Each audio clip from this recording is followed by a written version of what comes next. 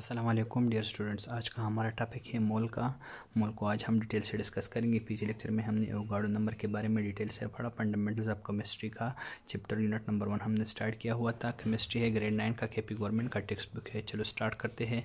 Start करने से पहले फिर आप लोगों से एक रिक्वेस्ट है कि वीडियो को लाइक करना ना भूलें, चैनल को सब्सक्राइब करना ना भूलें और आप लोगों के जो भी क्वेश्चन जो कमेंट सेक्शन में पूछ लिया करें।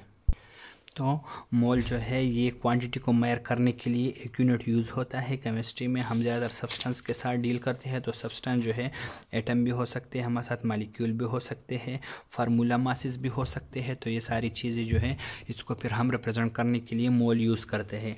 तो यहाँ पे मोल का डिफिनीशन पहले देख लेते हैं। अ मोल इज़ डिफाइंड एज, मोल को किस तरह से डिफाइन किया जाता है, the amount of a substance, किसी भी सब्सटेंस का अमाउंट मतलब मकदार, which contains Avogadro number of particles, जिसमें मौजूद है एवोगाड्रो नंबर। एवोगाड्रो नंबर हमने पीछे डिस्कस किया जो कि वैल्यू है 6.023 × 10⁻23। तो हमने पीछे के लेक्चर में एवोगाड्रो नंबर को डिटेल से डिस्कस किया हुआ था।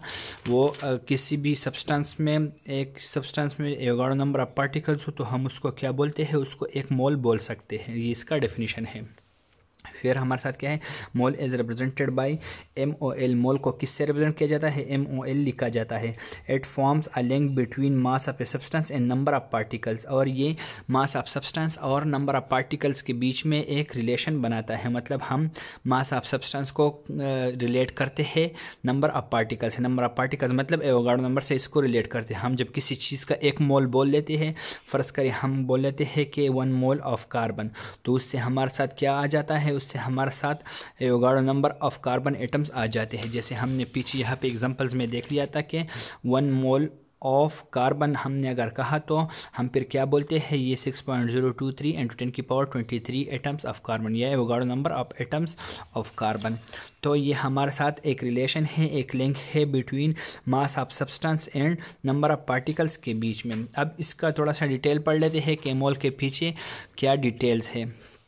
तो डिटेल्स का अगर हम लोग देखें तो we use different units in our daily life. हम अपने डेली लाइफ में मुख्तलिफ यूनिट्स यूज़ करते हैं to represent different quantities of items so that we can easily count them easy. तो हम मुख्तलिफ चीज़ों को मेजर करने के लिए मुख्तलिफ यूनिट्स यूज़ करते हैं ताकि हमारे लिए आसानी हो उनके काउंट करने में।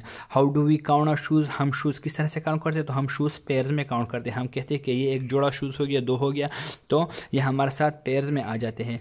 सो we would most likely count them by pairs rather than the individual shoes. Similarly eggs, bananas etcetera are counted in dozen. इस तरह से अंडे, बनानाज जो है वो डजन में काउंट किए जाते हैं, but paper in ream, paper को रीम में किया जाता है। Thus the counting unit depends on what we are counting. तो काउंटिंग यूनिट किस पर डिपेंड करता है कि हम क्या चीज़ काउंट कर रहे हैं। तो हर एक चीज़ का अपना अलग अलग यूनिट होता है।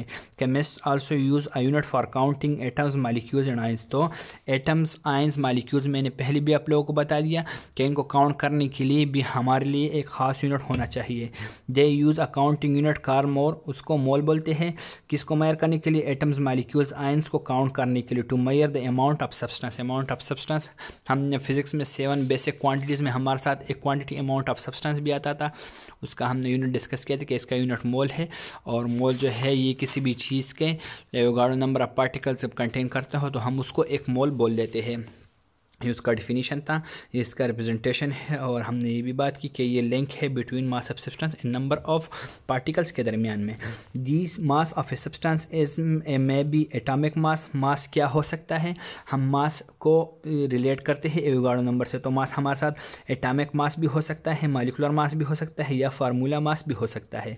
एटॉमिक मास क्या होता है पीछे डिस्कस किया हुआ है हमने लेक्चर्स में। मॉलिक्यूलर मास, साथ में फार्मूला मास, ये सारी चीज़ें हम पीछे के लेक्चर्स में डिस्कस कर चुके हैं जो कि हमारे साथ बेसिक डेफिनेशन में आते थे।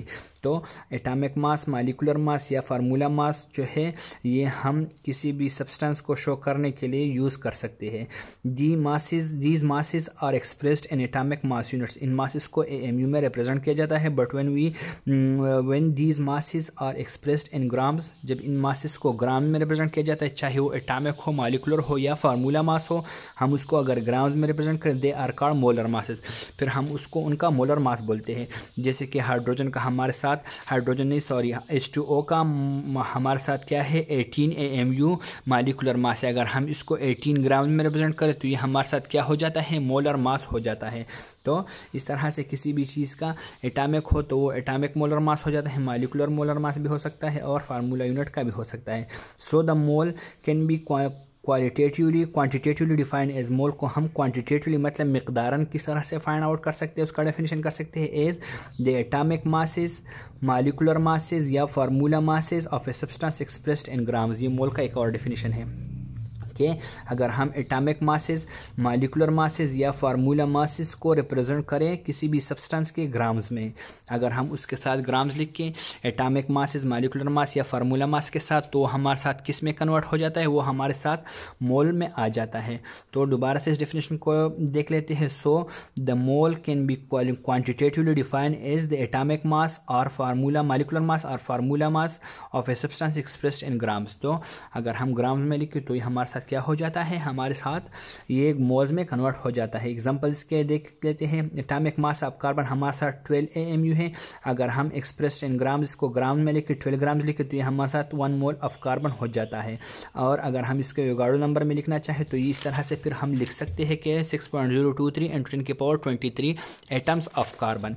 इस तरह से मालिकुलर मास है हमारे साथ H2O का 18, इसको एक्सप्रेस्ड इन ग्राम्स अगर हम लोग करें 18 ग्राम लिख के तो ये हमारे साथ 1 मोल हो जाता है। और अगर हम इसको एवोगाड्रो नंबर में लिखना चाहे तो एवोगाड्रो नंबर में ये इतने number of molecules of water हो जाता है।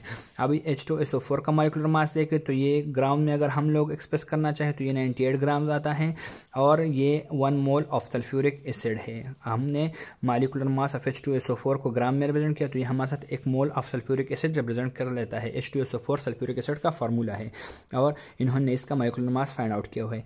NaCl का अगर हम लोग देखें तो 58.5 AMU है। इसका मास जो है अगर हम लोग ग्राम में रिप्रेजेंट करें तो ये 58.8 ग्राम्स लिखा हुआ है। फिर साथ में हम इसको लिख सकते हैं 1 मोल ऑफ सोडियम क्लोराइड या 1 मोल ऑफ NaCl। सो इसका मकसद यही था। इसके बाद कुछ डिफरेंट डिफिनीशंस आ जाते हैं जो कि ग्राम एटॉमिक मास हम उसको बोलते हैं, ग्राम मॉलिक्यूलर मास और ग्राम फार्मूला मास। तो इंशाल्लाह हम इसको अपने नेक्स्ट लेक्चर में डिस्कस करेंगे।